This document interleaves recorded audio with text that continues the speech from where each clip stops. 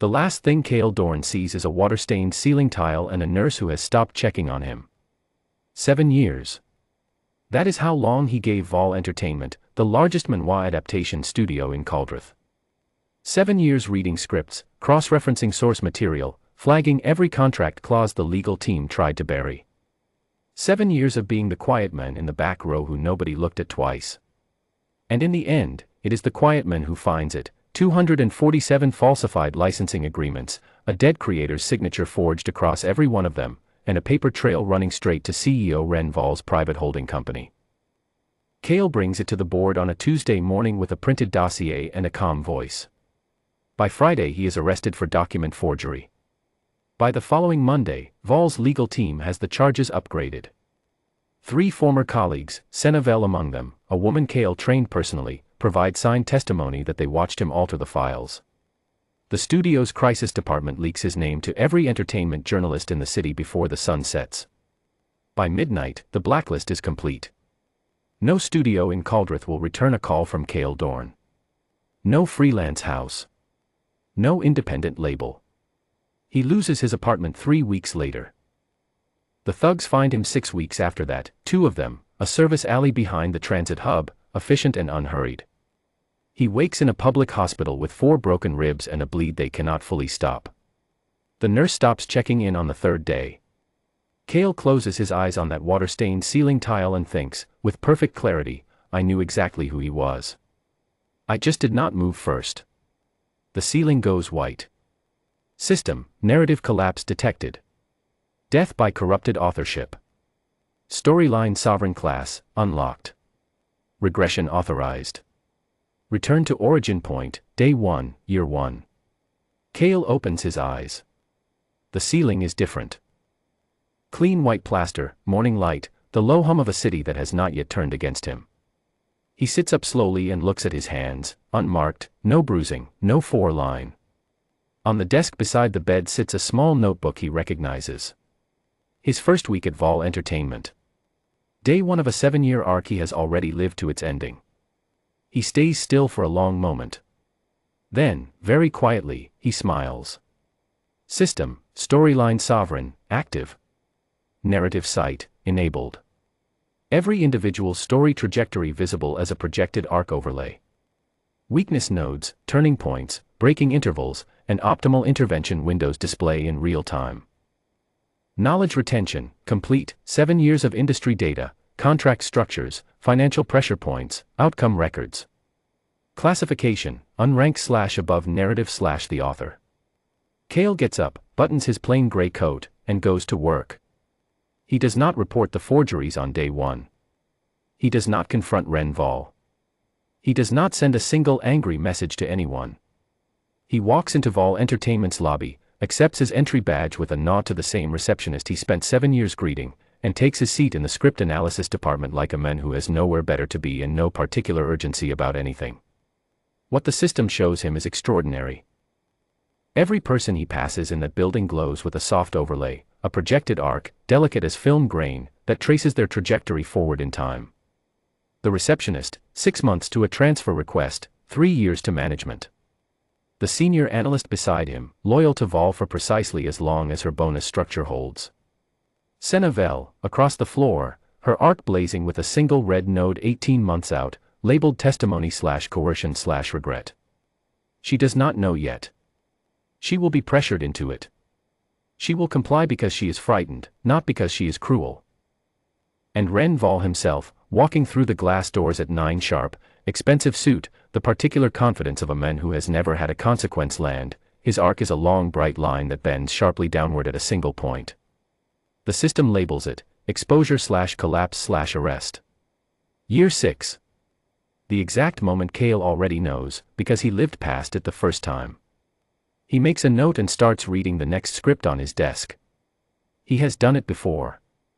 He can do it faster now. Kale moves slowly and without urgency, because he has already read the ending. In the first month he does 2 things. He identifies every original creator whose IP Vol is in the process of acquiring and flags the ones whose contracts have not yet been finalized. He maps every financial link between Vol's holding company and the shell entities that route the royalty misdirection. He does not touch any of it.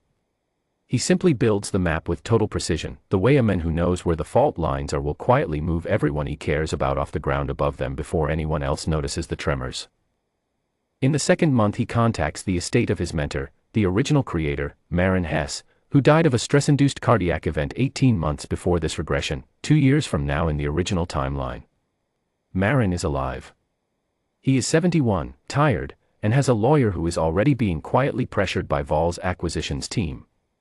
Kale does not announce himself. He sends a letter, a single page, plain language, laying out every clause in Maren's existing contract that Vol's team intends to exploit over the next 4 years. He lists the dates, the maneuvers, the projected royalty figures Maren will never see. He attaches nothing. He asks for nothing. He signs it with his name and his direct line. Maren calls him the next morning and talks for 2 hours.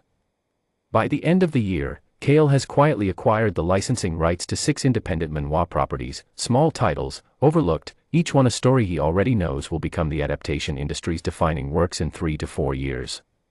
He pays fair prices with money from a consulting arrangement he structured in his second month, using industry contacts he spent 7 years building and now simply accesses ahead of schedule.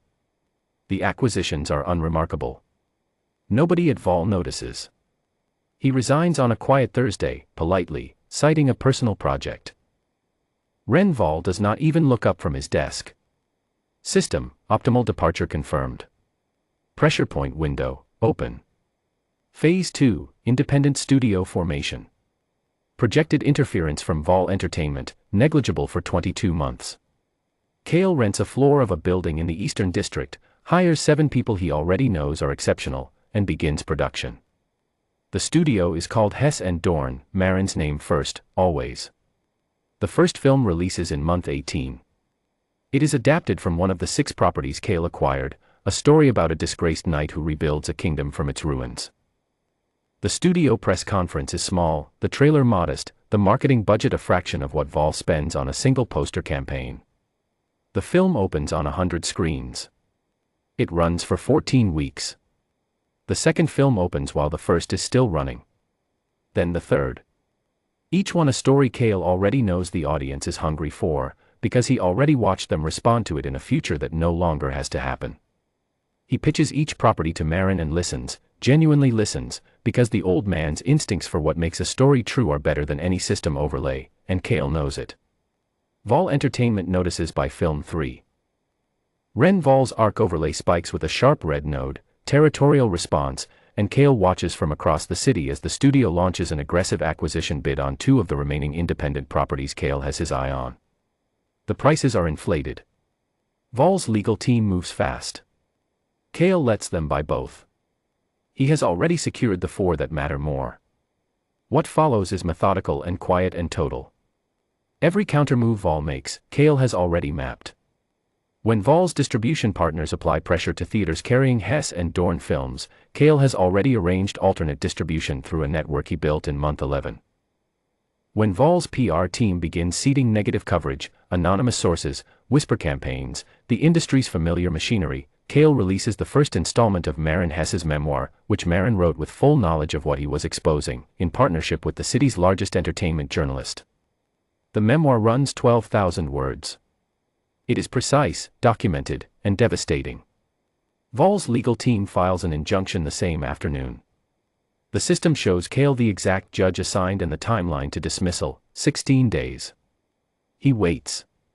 The injunction is dismissed. By year 4, Hess and Dorn has 3 of the decade's highest-grossing manhwa adaptations. Vol Entertainment has lost 2 of its anchor distribution deals and is carrying a debt load Kale can see accelerating toward a structural break.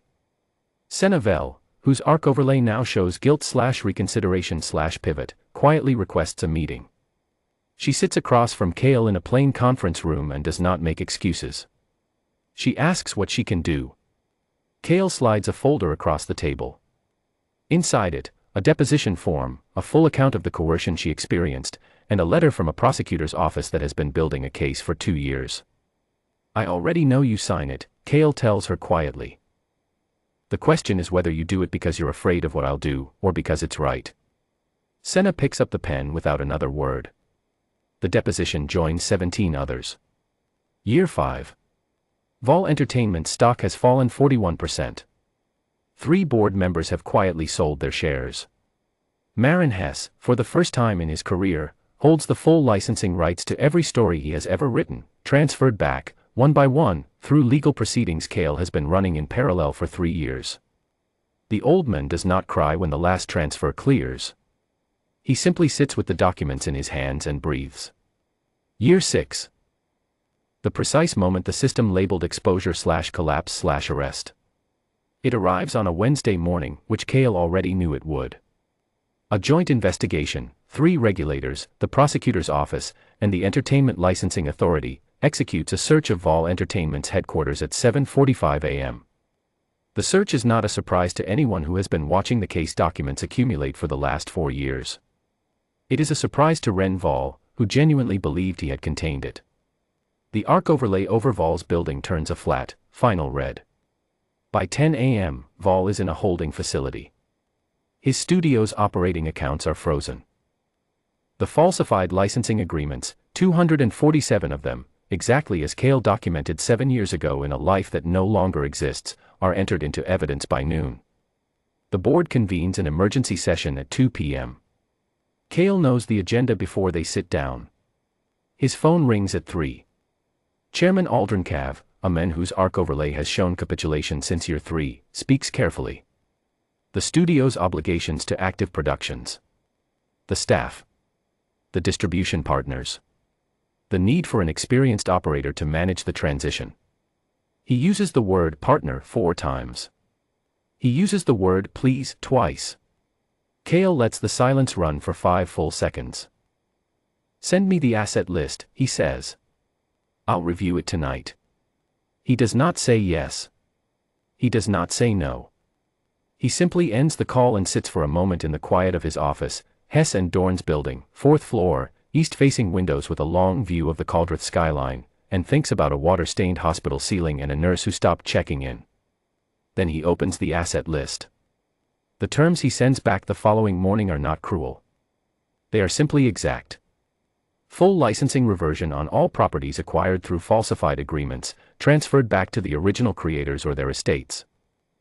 Full staff retention for 18 months minimum, reviewed at his discretion. A public statement, not drafted by a PR team, not softened by a legal qualifier, acknowledging the forgery, the false testimony, and the blacklist. Signed by every remaining board member. On record. The board accepts every term. Senna Vel is the first person Kale tells. She reads the terms standing in the corridor outside his office and covers her mouth with one hand. He does not tell her it is all right. He tells her it is done, which is different and more honest. Maren Hess reads the public statement the morning it posts. He calls Kale, and this time they talk for 4 hours, about the 7 properties they are developing, about the young creators they have been quietly mentoring for 3 years, about a particular story Maren has been carrying in his chest for a decade and finally has the right to tell. Kale listens. He does not need the system overlay for any of this. He can already see exactly where it goes. Some arcs you just read in the person's voice.